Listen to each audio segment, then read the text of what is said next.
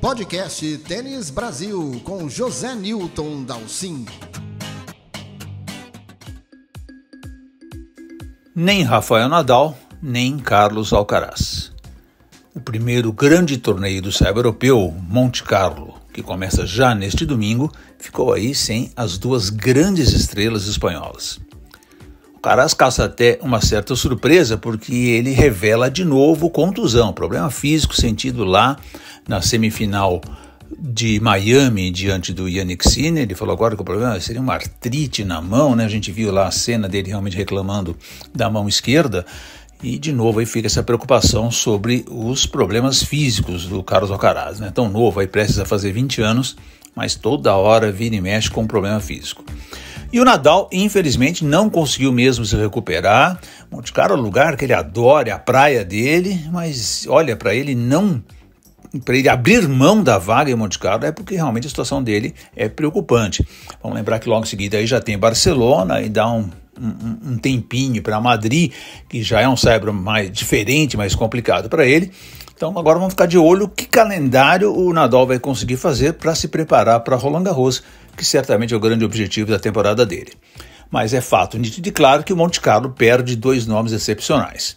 Fica aí toda a expectativa pelo retorno de Novak Djokovic ao circuito, começando pelo saibro europeu de novo, né? O ano passado em Monte Carlo ele fez a mesma coisa, jogou também lá em Monte Carlo, não foi tão bem assim. E fica muita gente de olho no que pode fazer Daniil Medvedev, campeão em Miami. Medvedev de novo fez uma grande partida na final, né? Ele havia perdido para o Alcaraz lá em Indian Wells jogando mal, seu pior jogo da semana lá, mas agora em Miami não, ele realmente encarou bem, ele viu aquele histórico tão positivo que ele tem contra o Sinner, né? O Sinner que falta aquela variação de jogo para encarar o Medvedev.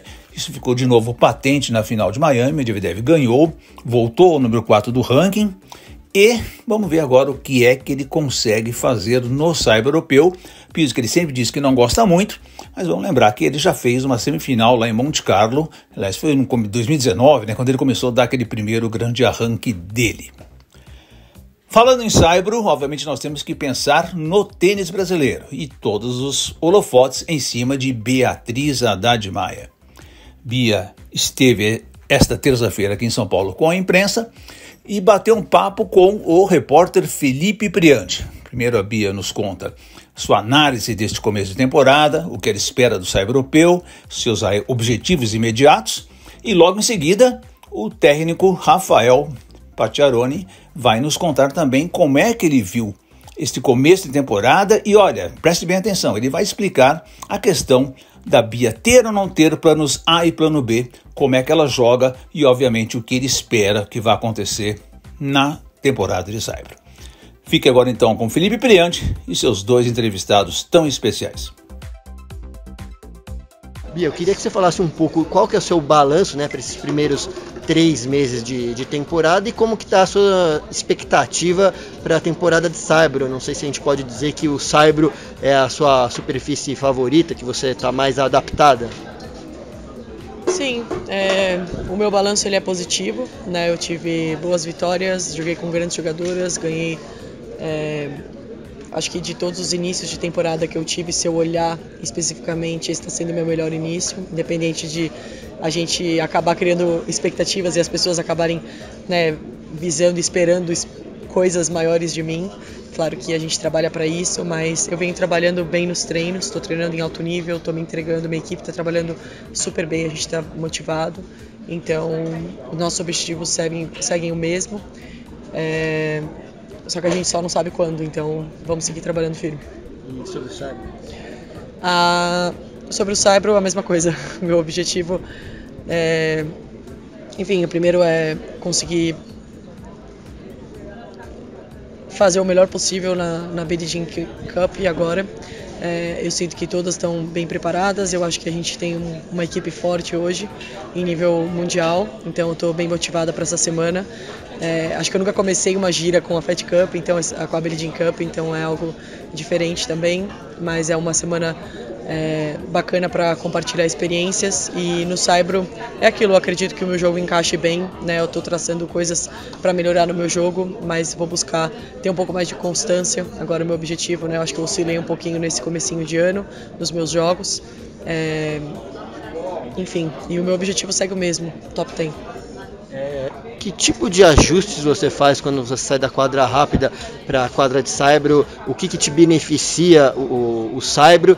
E agora que você tem uma temporada ainda sem muitos pontos a defender, você falou que não quer focar tanto nisso, mas essa talvez seja a hora para buscar alguma coisa a mais, chegar no top 10 e de repente aproveitar em Roland Garros, conseguir finalmente fazer uma campanha mais profunda num Grand Slam? Olha, é difícil falar momentos, porque eu tô preparado. Então, eu tô preparado, eu já joguei em grandes quadras com grandes jogadoras, eu já joguei em grandes quadras com jogadoras com ranking inferior, eu já joguei com número 1 do mundo, eu já passei por muita experiência. Então, assim, preparado eu tô jogando, tô trabalhando bem nos treinos, isso me dá confiança para me sentir pronta e entrar na quadra contra qualquer uma. Mas eu não consigo falar quando, eu não consigo falar saibro, grama, quadradura, assim como ano passado eu também não fazia ideia do que ia acontecer na grama. Eu não vinha de um bom momento, assim como em Toronto, onde eu fiz a final de um Master 1000, eu não vinha de uma boa semana, eu vinha de uma semana de primeira rodada. Então, assim, é muito difícil dizer o quando. Eu tento não ficar pensando em pontos e, enfim, coisas que não estão no meu controle, porque agora é um momento que eu tenho que focar mais no processo. Toda vez que eu fui resultadista eu não tive sucesso, então eu estou tentando trabalhar e pensar no que eu tenho que fazer cada dia e vivendo intensamente o presente para as coisas acontecerem naturalmente. E olhando agora para essa temporada saibro que a gente vai ter alguns próximos meses ali, além da Iga, que é a número 1 do mundo, campeã de Grand Slam, campeã de Roland Garros, quais são as outras jogadoras que você vê que são perigosas, que são complicadas de ter que cruzar, principalmente no saibro? Eu acho que independente da superfície, o jogo feminino ele tá bastante agressivo, e as 3 jogadoras mais agressivas do mundo são Rybakina, Zabalenka e Iga, então eu acredito que elas sejam as 3 jogadoras mais perigosas. E para finalizar, como é que você vai agora você vai viajar, né, no final dessa semana, como é que tá a cabeça para agora passar alguns meses longe, em busca de novos resultados? Sim, essa gira ela acaba sendo a mais longa, né? A gente fica bastante meses fora, mas eu tô acostumada, faço isso há bastante tempo, é o meu sonho, é o que eu gosto, vem do meu coração, ninguém nunca me obrigou a fazer isso. Então, quando a gente fala de abrir mão e sofrimento, isso não é sobre isso, é sobre um sonho. Então, eu tô sempre muito bem acompanhada, a minha equipe cuida não só de mim como jogadora, mas como pessoa, então a gente tenta se equilibrar durante os torneios, então isso ajuda bastante. Me sinto motivada, tô trabalhando muito duro e agora é o momento talvez mais especial. Eu adoro jogar na Europa, então é um dos momentos mais especiais do ano e eu vou tentar fazer o meu melhor e alcançar o melhor resultado possível. Bom, Rafa, eu queria que você me falasse um pouco como que você vê esse começo de temporada da Bia, que análise você faz desse primeiro trimestre dela no circuito. Bom, primeiro, obrigado mais uma vez pela oportunidade. Vejo com uma naturalidade, né? Então acho que primeiro, para falar naturalidade, para ficar bem explicado, o nosso papel como equipe, né? Se a Bia tem um carro, ela pode andar a 120 km por hora. O nosso papel é não deixar ela andar a 80 por hora, senão ela está aquém da velocidade, mas também tomar cuidado para que esse carro não vá a 160 por hora, porque uma curva errada pode também ser fatal, né? Dito isso, o nosso papel no dia a dia é conseguir manter o carro dela andando na máxima velocidade possível, com bastante segurança. E aí é importante a gente entender no começo do ano dela que esse ano, naturalmente, para quase todos os jogadores, então puxando histórico, por exemplo, de quem terminou no top 20 no passado, é um ano mais de estagnação, entre aspas, e é isso que a gente tem que lutar bastante, porque é um momento de autoafirmação, né? Eu tenho um ano como a Bia teve no passado, que foi um ano de rompimento, né? Ela tem um ano, enfim, ela se mete 15 do mundo, e esse ano é o ano de jogadoras ali, elas buscam mesmo autoafirmação, né? Será que o que aconteceu no passado foi um ano atípico, ou será que esse é meu nível mesmo? Então os jogadores naturalmente têm essa dúvida. Então se a gente pega o top 20 terminando no passado, quase todas elas, né, que terminaram no top 20 tiveram esse terceiro ano como um ano de estagnação e o quarto ano como o melhor ano da carreira. Então nisso tem um processo natural, né, de dúvida do próprio jogador, e tem uma questão da Bia, que é sempre importante a gente entender, né? A Bia sempre passou por essa fase em todos os processos. Então a Bia, quando ela foi do 15 mil para o 25 mil, ela estagnou num segundo momento para depois conseguir dar um novo salto. Quando ela foi do 25 mil para os 60 mil, teve um tempo. Quando ela foi dos 60 para os 125, que na verdade teve ali um 80, 100 mil, também esse salto ele não foi, ela não é aquela pessoa que chega rompendo, ela tem um período ali que ela fica naquela fase, né, e aprende um pouco mais sobre ela mesma, se sente mais segura, e foi igual quando foi do 125 para o 250 e foi agora. Então assim, se a gente para olhar, é um processo evolutivo. Esse ano, por exemplo, ela já teve 3 resultados consistentes em WTA 500, né, e agora na verdade praticamente o último degrau, né, dela em termos de autoafirmação, que é conseguir entrar no top 10. Então é uma fase dela ali de compreensão do ambiente, né, de entender as possibilidades, ou de fato o potencial que ela tem. O dia a dia dela tem sido muito bom, tem treinado muito bem. Então é uma questão de paciência. A gente tem que manter o carro andando a 120, mas sabendo que, enfim, ela vai conseguir. Então avalio como um trimestre bom. Acho que a gente poderia estar um pouco melhor, mas também enxergo com bastante naturalidade as maneiras, enfim, como ocorreram até o trimestre até aqui. E agora a gente vai encarar a temporada de Saibro, né? Eu queria que você me falasse um pouco quais são as expectativas, né? O que precisa fazer de adaptação da quadra dura para quadra rápida no jogo da Bia, e também que você me falasse rapidinho como você vê às vezes as críticas que fazem ao jogo dela, falando que ele é um jogo meio unidirecional, que não tem muito plano B.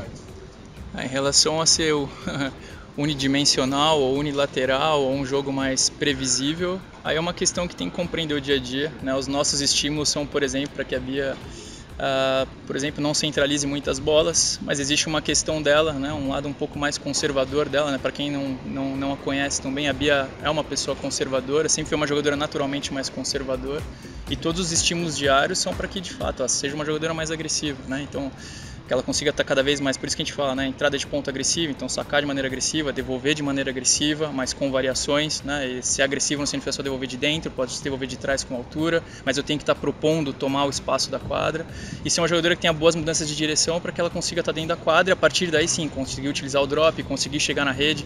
Então assim, o processo natural dela, se acompanhassem, por exemplo, os treinos diários, a gente monta como se fosse uma casinha, e cada vez que ela bate essa bola na casinha que não sai da quadra, é fora.